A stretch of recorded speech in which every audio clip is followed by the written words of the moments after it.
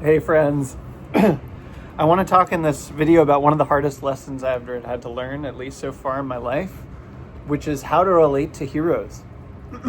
Earlier in my life, I had this way of relating to heroes, which was very black and white. Either they were good or bad, and if they were good, they were my hero, and if they were bad, they weren't my hero.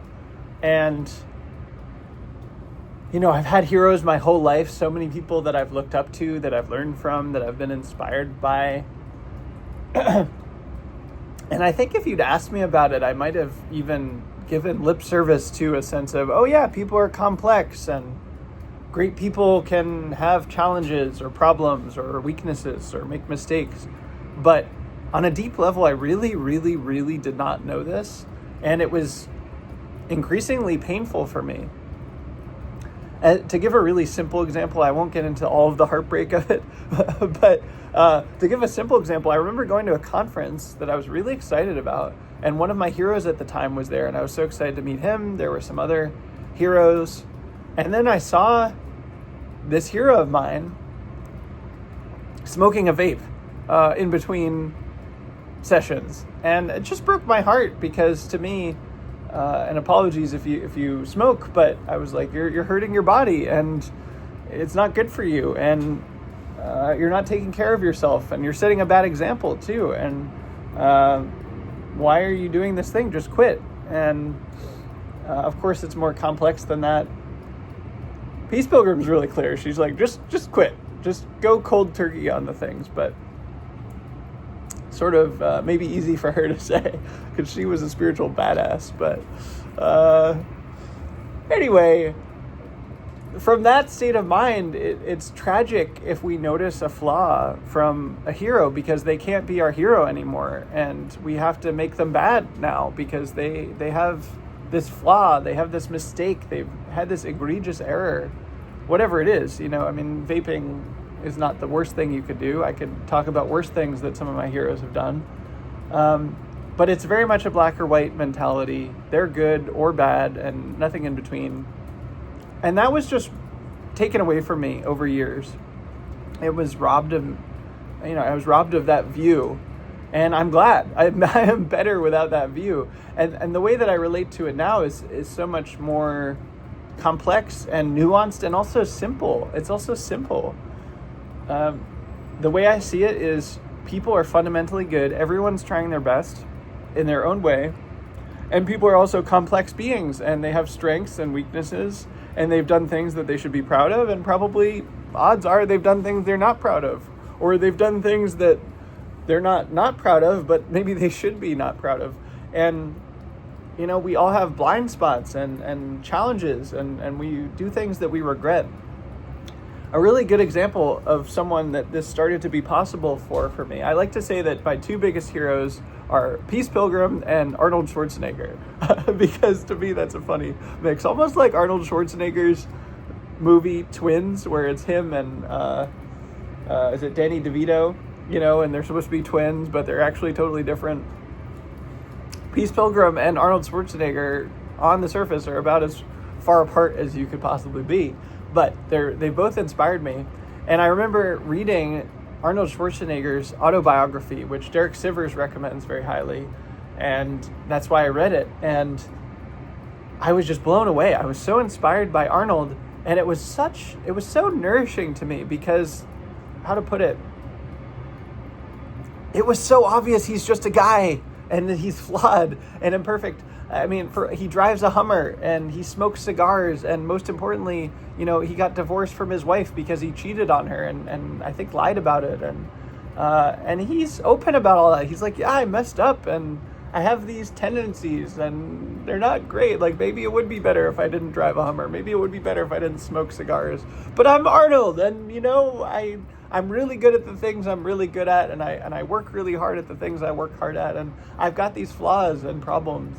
And I could just receive that and be inspired by him. I could be inspired by his mantra, reps, reps, reps. And I could be inspired by how hard he worked. And I could be inspired by how he had multiple acts of his life where, he was into bodybuilding, and then he was into real estate, and then he was into movies, and then he was into politics, and now he's he's this sort of statesman figure, and he's always inspiring people to take care of their bodies and to do well and live a beautiful life that's of their own choosing. And that's inspiring, and I can receive that nourishment, that inspiration, those values from that person, and just set aside the things that I don't find inspiring or that I don't agree with, or that the mistakes they made, and be like, yeah, you're human. It's okay. It's not that we're giving permission to the things that they do that we think are moral errors or that we're approving. You just say, yeah, let him who has never made an error cast the first stone. Let he who is without sin cast the first stone. I've done things that I've really regretted. I've really messed up. I could tell you all about it if we were very close friends, all the things I've ever done that I regret, that I wish I'd done differently. And that's normal. That's normal for humans. Of course, we should try for excellence. We should try to be good people. We should do our best. Of course, I'm not saying otherwise, but it's normal being incarnated, being in samsara, being in this world, being imperfect, specific beings, to make mistakes or do things that we later see were misguided or that we regret. That's just the status quo, and we can't hold that against people. We can invite them to do better. We can hold a standard of goodness to the best of our ability, but people's imperfection shouldn't stop us from being inspired by who they are and by their good qualities, and learning from those good qualities and taking them up into our lives. There's just, we need inspiration as a fundamental fuel to live our best lives, to remember what qualities we care about, to reconnect to them, to be inspired by things that are hard for us, that we need courage to do. And we need heroes for that. We need people we can look up to who have done the hard thing, and they said, I've done this. You can do it too. You can get through it. Yeah, it's hard, but you can do it. So do it. And importantly, there's a flip side of this, which is if we have this black and white mentality towards heroes, if we think, oh, you're only good or bad, even just implicitly in our bodies, not just conceptually. I mean, I think most people would acknowledge on the surface that people are complex, but in reality, we might implicitly have the view, oh, you're either good or bad. This is so common in our culture. We really scandalize people when it comes out that they've made mistakes or have challenges or personal failings, and we set aside all the good that they ever did. That's kind of our nature as a society, as a collective. It's this mob mentality. But as individuals, we can develop the skill of receiving the good while letting go of and forgiving the bad, not being blinded by it, not being myopic about it. But the flip side of it is that if we think, oh, there's only good people or only bad people, then if we have this black and white mentality towards our heroes, then we are implicitly constraining our own ability to become heroic, to have these good qualities, because we have direct access to our own experience, to our own lives, and we can see right in the thick of it, right in the mess of it, oh, I am a mess. I have made big errors. I have done things I really regret. I am very not skilled at these things that other people are good at. And we have direct access to that. We can see it. Oh, that's really not working for me. I have this challenge. And, we might push it out of the corner of our minds, but we know, oh yeah, this is not working for me. I am not good at this. I made this mistake. This was challenging for me. I should have done better there. And from that black and white mentality, if we have the black and white mentality with our direct access to our own failings and flaws and mistakes and regrets, we're going to say, oh, I'm one of the bad people. I am bad. I could never be good. I could never be heroic. I could never do something that inspires others because I'm already excluded because I've fucked up so badly in these ways. And that's tragic, because you don't need to be perfect to do good in the world. You just need to do this good thing. You need to roll up your sleeves and say, who's around me? What do I feel called to do? What are people asking me to do? And do something, do anything, and do that day after day. And that's a recipe for a beautiful life. Just doing your best day after day for years and decades, and just going for it. Just going for it. How much good can I possibly do with my life? There's so much good we can do. And yes, we'll mess up. Yes, we'll make mistakes. Yes, we'll do things we will regret. Yes, we will hurt people and they will be really hurt by it. And that's not good. It's not commendable, but we can't not do something with our lives just because we're going to have challenges or make mistakes. The thing to do is accept that.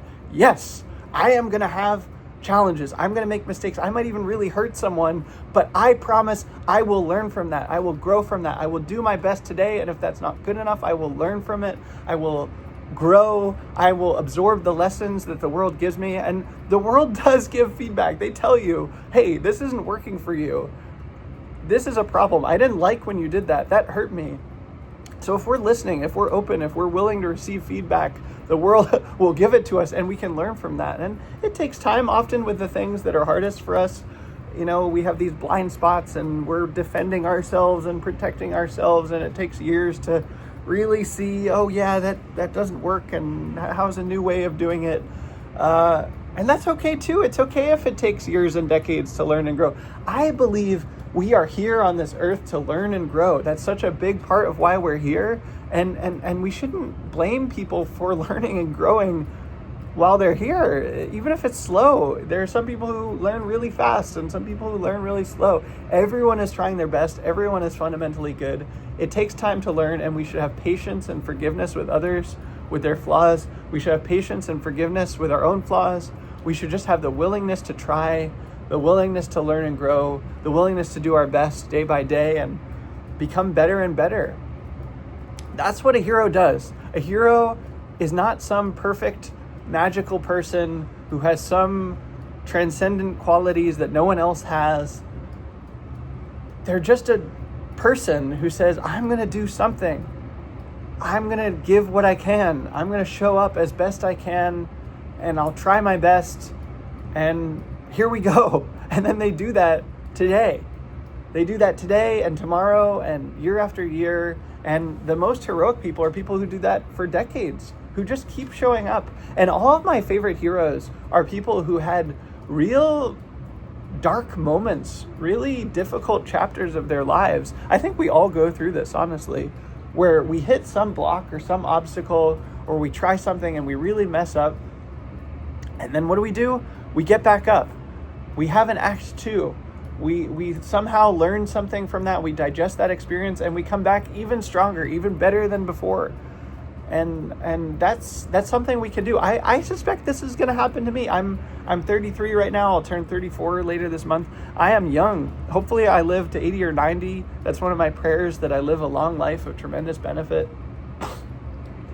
And who knows, 37, 40, 50, 60, 70, I could just have some big problem and some big challenge that's really hard, and my heart breaks, and even the world hates me. And the plan to do is, if that happens, I'm going to get back up. I'm going to learn what I have to from that experience and feel through it and listen to people and apologize and try again and get back up and do something new. And it's easy to say now when I'm, doing okay in my life, but that's my prayer. In this moment, I am praying that if and when that happens to me, I have the courage to just receive and feel and learn and grow and get through that experience so that I can come back even stronger than before.